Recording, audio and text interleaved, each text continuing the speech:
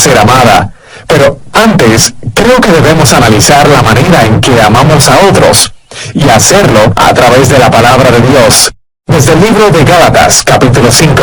Hoy, el pastor Adrián Rogers, en la voz del pastor Lenín Villanón, comienza el estudio bíblico Cómo amar y ser amado. Busque la epístola a los Gálatas, capítulo 5. Hoy quiero hablar del tema Cómo amar y ser amado. En la actualidad tenemos una generación que habla mucho sobre el amor, pero francamente debo decir que es una generación que lo que menos conoce es sobre el amor. Me refiero al verdadero amor. No solo la palabra, sino que el concepto de amor es torcido, pervertido, mal usado y abusado en nuestro mundo actual.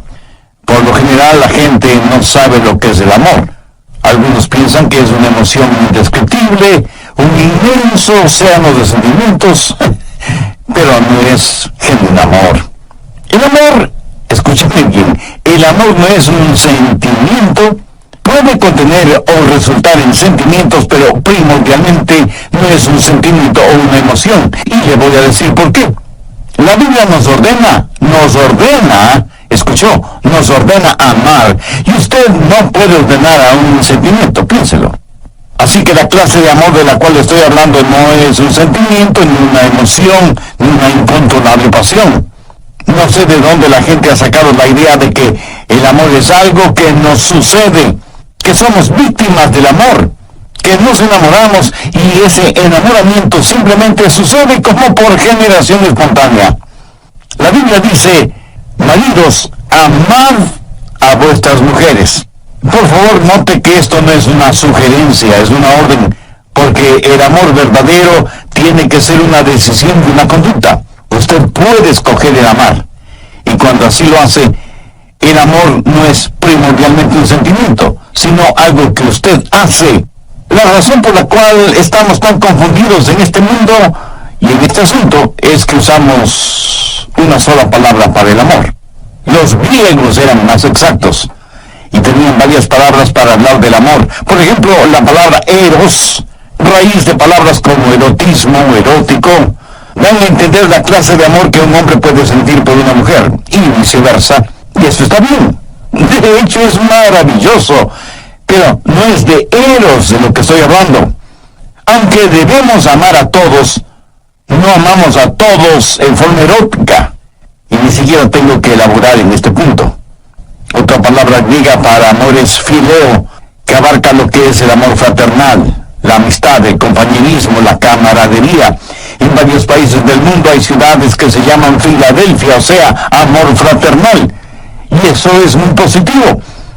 Pero quiero centralizar mi mensaje en la palabra ágape, que tiene que ver con el amor divino, cómo tenerlo, cómo darlo, cómo recibirlo. Si usted quiere exhibir un diamante, lo pondrá sobre un terciopelo negro. Entonces podrá apreciar ese diamante en toda su exquisita belleza y perfección. ¿Sabe qué eso hace Dios con el amor ágape? Lo pone sobre el terciopelo negro de las obras de la carne. Veamos Gálatas 5, empezando en el verso 19. Y manifiestas son las obras de la carne, que son adulterio, fornicación, inmundicia, lascivia, idolatría, hechicerías, enemistades, celos, iras, contiendas, disensiones, herejía, envidias, homicidios, borracheras, orgías y cosas semejantes a estas. Note que todas estas cosas que el apóstol menciona son totalmente opuestas al amor. Y Pablo continúa diciendo, los que practican tales cosas no heredarán el reino de Dios. Ahora, si usted puede relacionar su nombre con esta lista, si ese es su estilo de vida, si eso es algo que usted practica voluntariamente, a menos que usted se arrepienta y busque el perdón de Dios, su camino tiene un destino final, el infierno. La palabra de Dios es completamente clara y tajante al respecto. Los que practican tales cosas no heredarán el reino de Dios. Y eso es lo que Dios dice. Esto no significa que usted como creyente no tropezará ni caerá. Pero aquí se habla de un estilo de vida, de algo que se hace voluntario y frecuentemente. Y si usted no practica un estilo de vida cristiano, eso quiere decir que usted no es salvo. Veamos ahora los versos 22 y 23.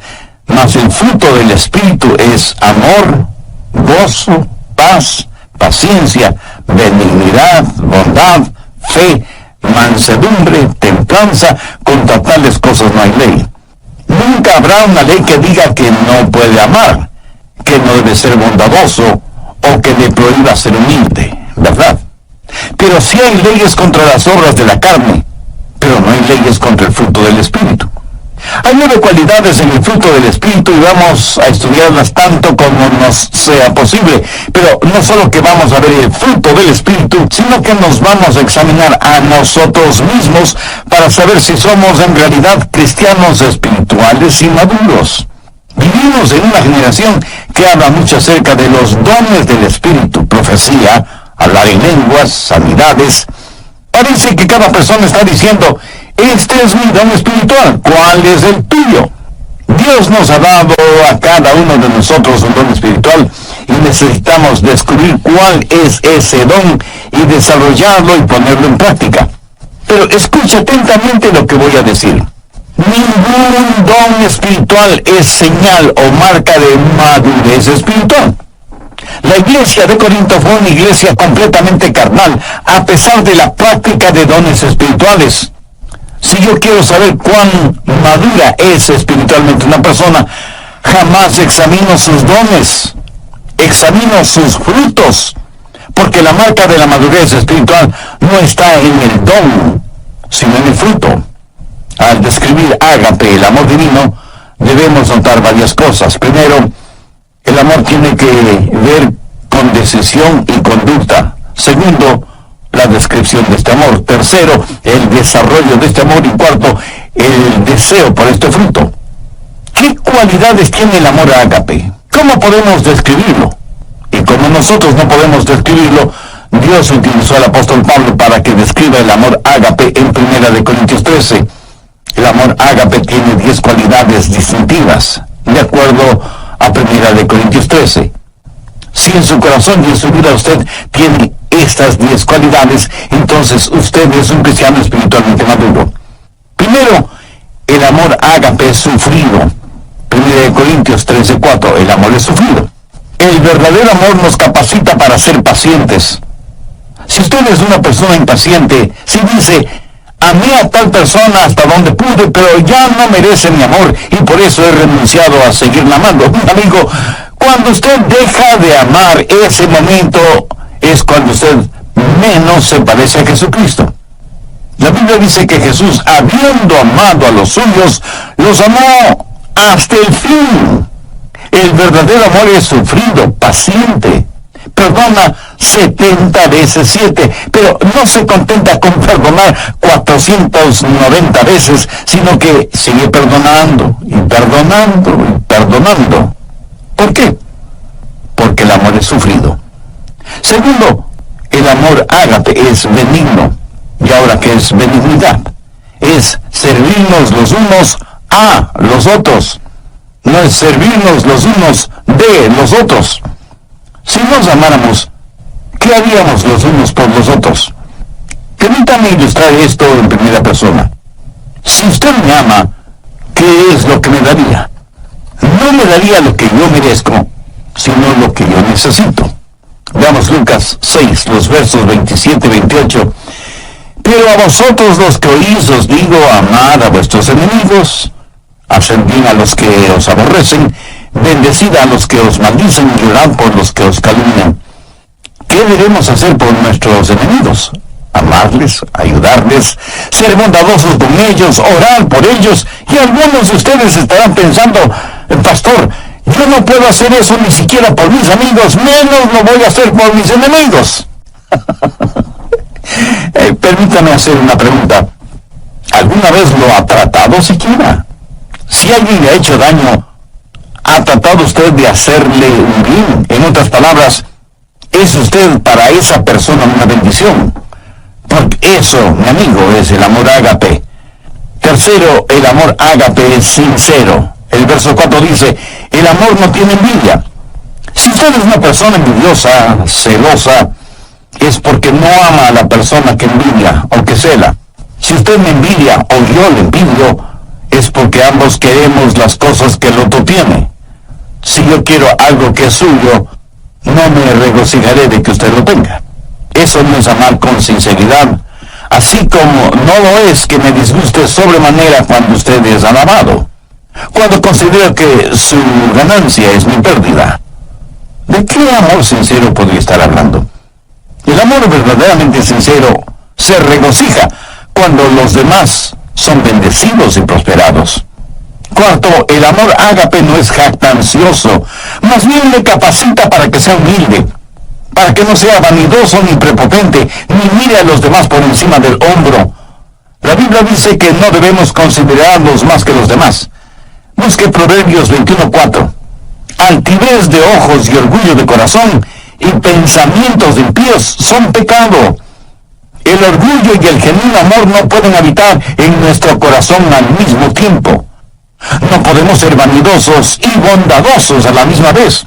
Una persona llena de egoísmo y orgullo jamás puede ser una persona llena del amor ágape. Sabe que las personas orgullosas son además argumentativas. La Biblia dice que solo por el orgullo viene la contención. ¿Sabe cuál es el problema en los hogares cuando hay argumentos y contenciones? Que se están enfrentando nuestros egoísmos y nuestros orgullos y ninguno quiere perder. Quinto, el amor ágape es considerado. Verso 5. No hace nada indebido. ¿Sabe lo que eso significa?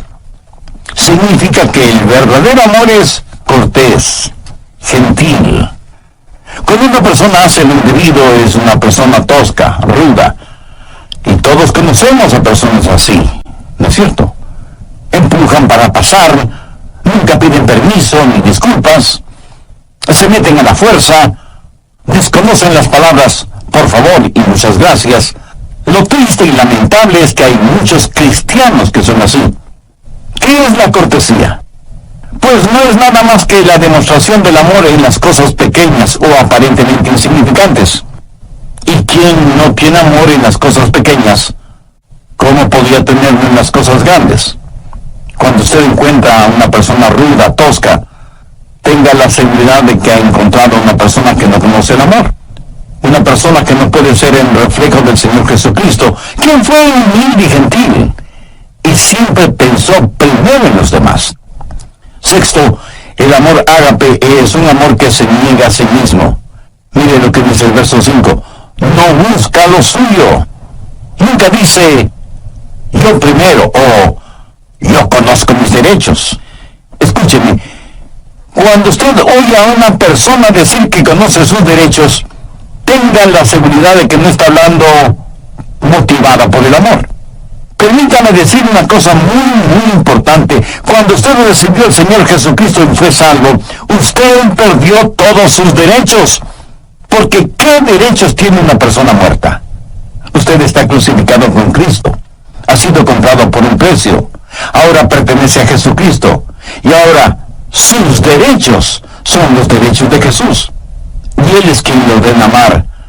Usted ya no puede buscar lo suyo. Debe procurar el honor y la gloria para Jesús y el bienestar de los demás. Ese es el genuino amor que no busca lo suyo. Un muy consagrado siervo de Dios alguna vez dijo, cuando usted enseña a alguien sus derechos, tendrá una revolución. Cuando usted enseña a la gente sus responsabilidades, tendrá un avivamiento. Muy bien dicho, ¿no le parece? Cuando dejemos de pensar en nuestros derechos y comencemos a pensar en nuestras responsabilidades, cuando dejemos de buscar solo lo nuestro y comencemos a hacer de bendición para los otros, le aseguro que las cosas cambiarán en el mundo. El séptimo, el amor ágape es un amor sereno. Dice la Biblia que el amor no se irrita. ¿Conoce usted a personas que son como fósforo y que se encienden con el menor roce? Con la más insignificante provocación explosionan, afectando a todos y a todo a su alrededor. Y luego dicen, no quise hacerlo, lo siento.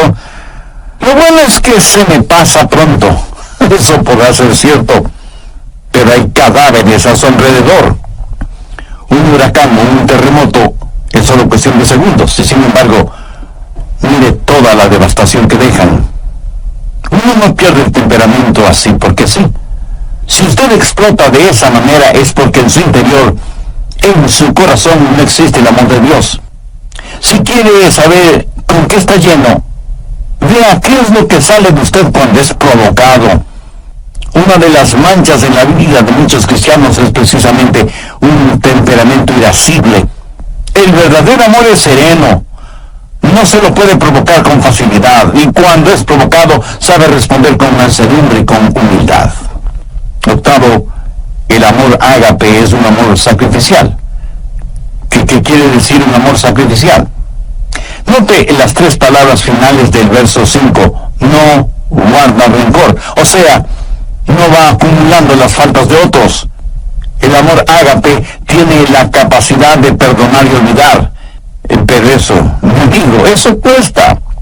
En algún programa anterior dije que no puede haber perdón sin que alguien pague el precio. Por ejemplo, si usted me debe $100 y yo le perdono esa deuda, el perdonarle me costó $100.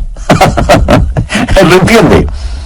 Muchos de nosotros somos magníficos amanuenses y mantenemos una detallada lista de lo malo que los otros nos han hecho.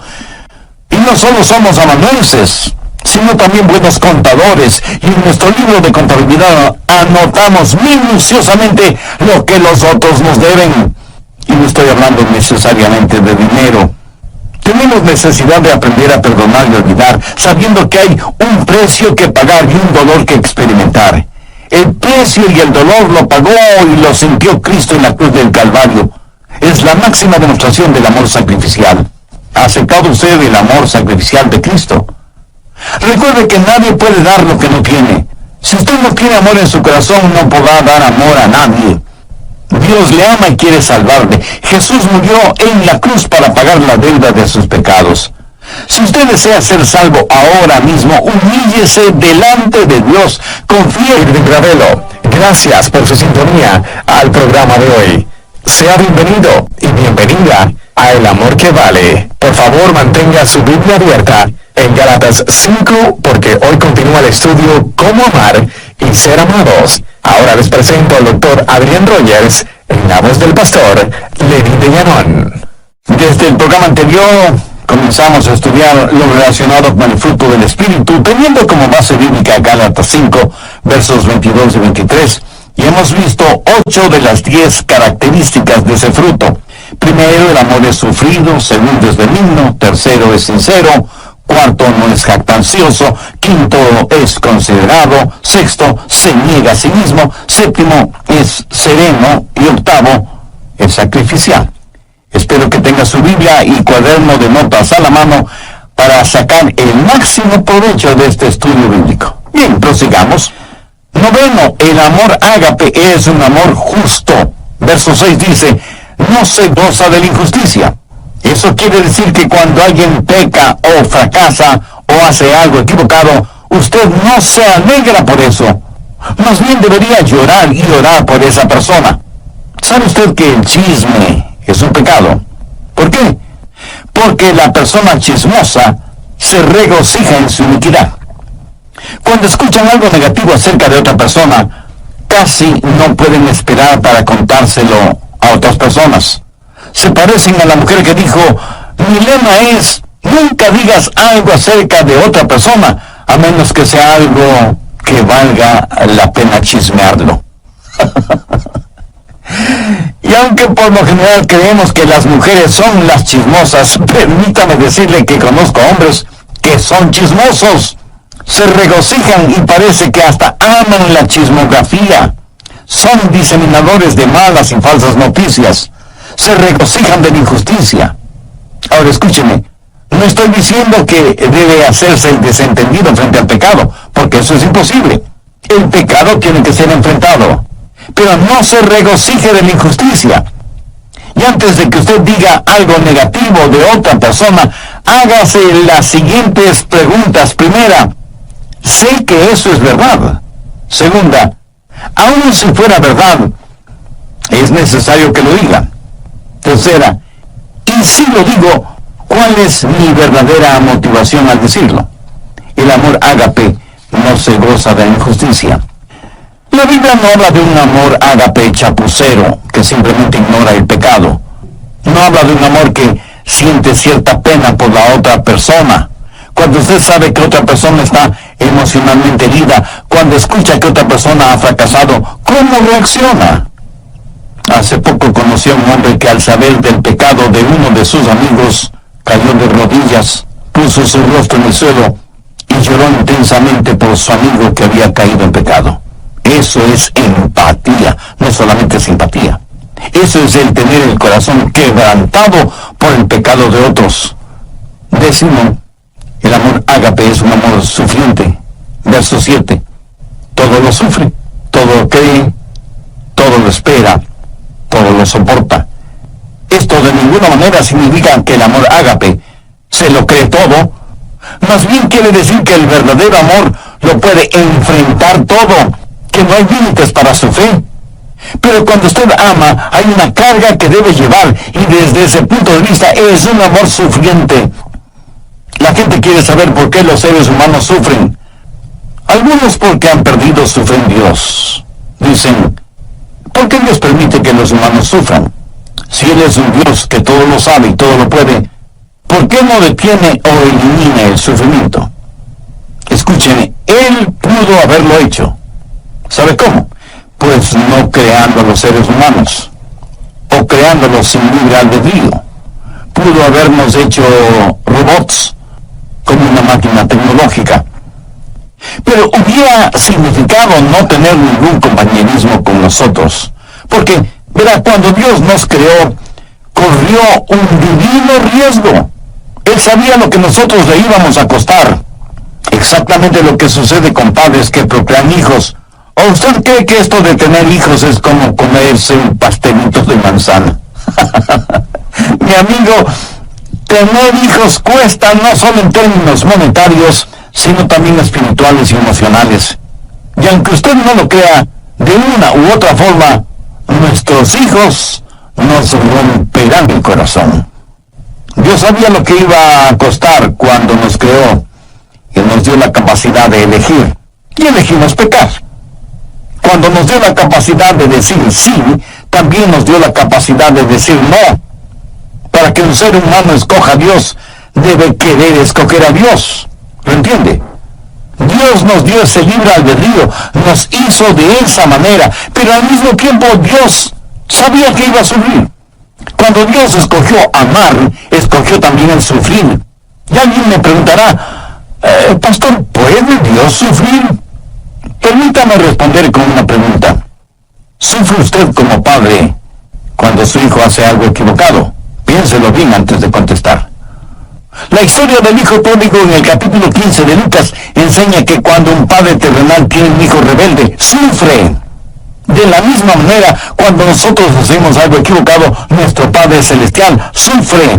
En Efesios 4:30 leemos, no contristéis al Santo Espíritu de Dios. ¿Lo ven? Nosotros podemos contristar al Santo Espíritu de Dios. Un aparato electrodoméstico, cuando se daña, le puede molestar. Pero solo sus hijos le pueden contristar, entristecer. Aunque muchos de ustedes a lo mejor ven este punto al revés. Pregunto, ¿puede alguna parte de nuestro cuerpo dolernos sin que nuestra cabeza lo sepa? ¿Quién es la cabeza de la iglesia? El Señor Jesucristo. Cuando su cuerpo, o sea, la iglesia, sufre, no sufre el Señor Jesucristo. Cuando Pablo se encontró con Jesús en el camino a Damasco, ¿qué le dijo Jesús? Saulo, Saulo, ¿por qué me persigues? La respuesta de Pablo, si el asunto no fuera tan serio, sería casi infantil. Le dijo que no le perseguía a él, a Jesús, sino a los cristianos. Escúcheme, cuando usted persigue al cuerpo, también persigue la cabeza. Cuando el cuerpo sufre, la cabeza sufre, y Jesús fue perseguido. Cuando una novia es infiel, impura, y no le presta ninguna atención al novio, ¿cree usted que el novio sufrirá? Le puedo asegurar que sí. ¿Quién es la novia? La iglesia. ¿Quién es el novio? El Señor Jesús. Cuando la novia sufre, el novio sufre también. Y cuando el novio decide amar a la novia, también decide sufrir. Y algunos dirán, pero Dios es Dios. Él no tiene que sufrir.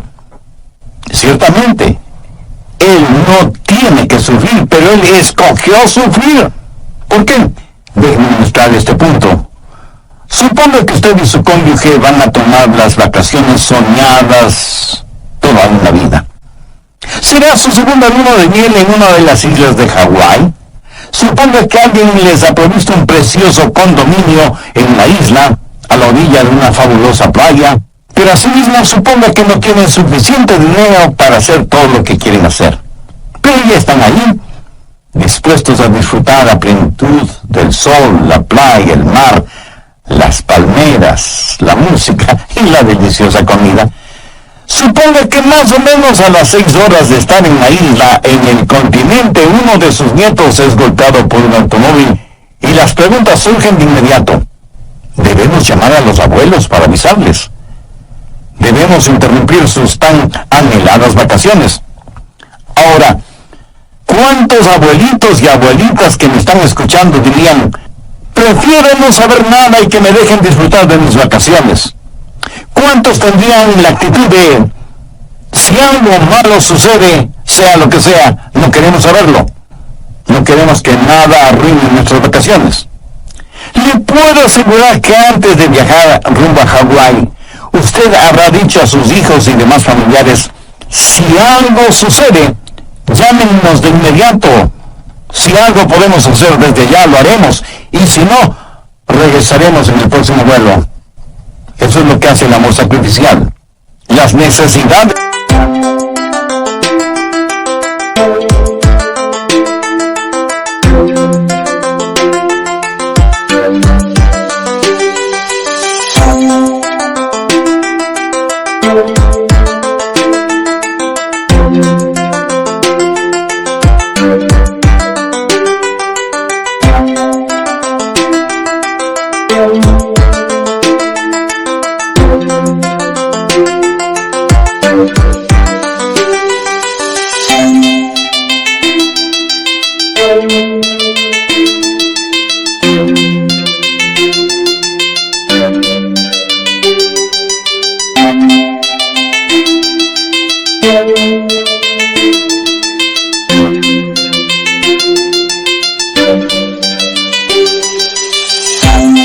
De los otros están o deben estar por encima de nuestras satisfacciones personales, porque cuando usted se preocupa de las necesidades de los demás, sentirá una satisfacción personal indescriptible. Tercero, el desarrollo de este amor. Busque Gálatas 5:19. Habla de las obras de la carne. Las obras de la carne son naturales. Las obras del Espíritu son sobrenaturales. Las obras de la carne es lo que hace el pecado en nosotros. El fruto del Espíritu es lo que Dios hace por medio de nosotros. Y esta clase de amor no la podemos producir por nosotros mismos, pero es la clase de amor que debemos llevar. En Juan 15:5 leemos que Jesús dijo: yo soy la vid, vosotros los pámpanos, separados de mí nada podéis hacer. Note que Jesús no dice que nosotros produciremos esta clase de amor. Romanos 5:5 es un versículo muy interesante, porque el amor de Dios ha sido derramado en nuestros corazones por el Espíritu Santo que nos fue dado. ¿Lo ven? Aquí se está hablando de un amor sobrenatural, el amor que proviene de la vid, se esparce en los pámpanos y produce fruto. ¿Lo entiende?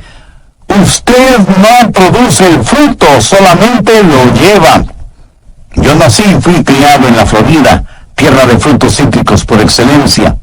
En casa teníamos árboles ornamentales de naranjas agrias. El fruto era imposible para el paladar, pero los árboles eran hermosos. Y se necesita mucha paciencia y mucho trabajo para lograr que al fin esos árboles de naranjas agrias produzcan naranjas dulces. Ahora supongo que usted tiene un árbol de naranjas agrias, pero quiere que dé naranjas dulces. ¿Qué puede hacer? Bueno, podría podar el árbol.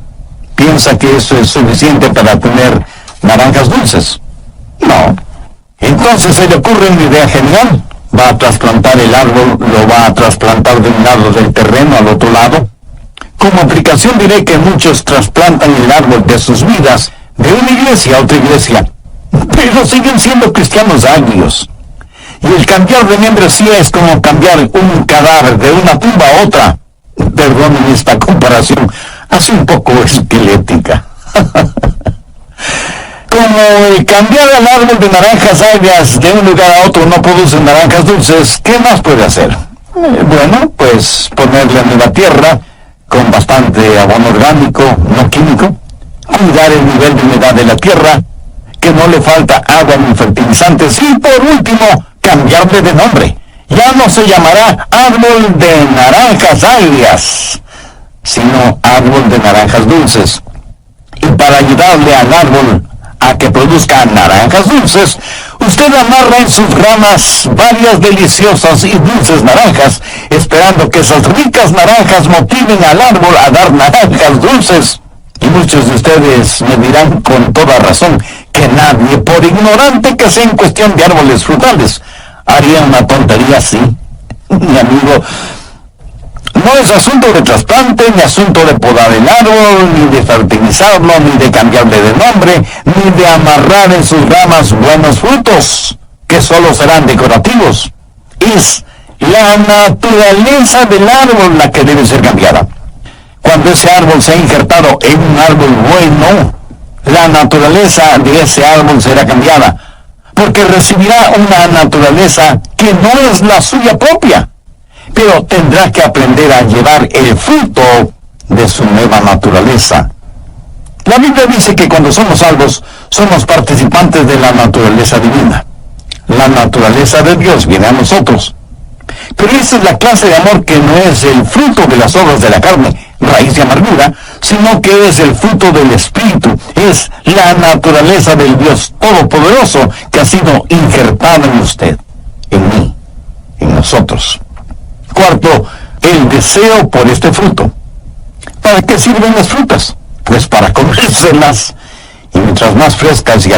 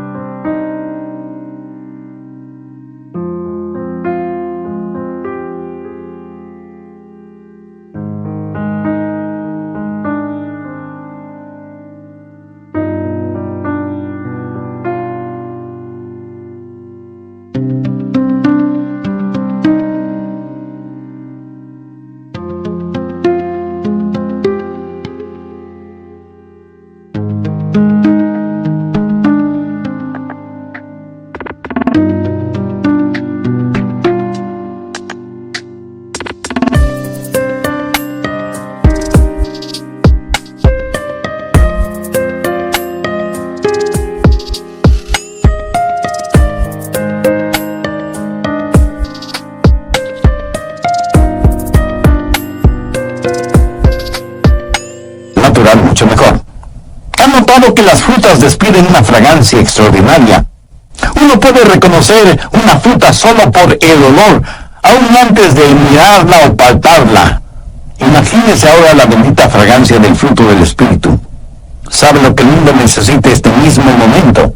Algunos de inmediato me dirán, el mundo necesita paz, bienestar económico, buena salud, progreso científico, etcétera, etcétera.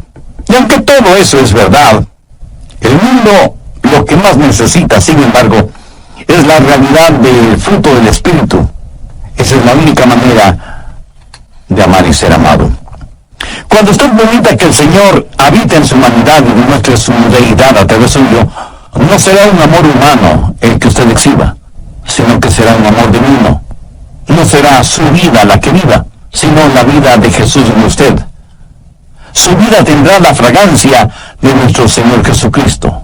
Anote al margen Efesios 5:2. Andad en amor, como también Cristo nos amó y se entregó a sí mismo por nosotros, ofrenda y sacrificio a Dios en olor fragante. ¿De dónde sale todo ese fruto? De una semilla muy pequeña. ¿Cómo es que se esparce el cristianismo?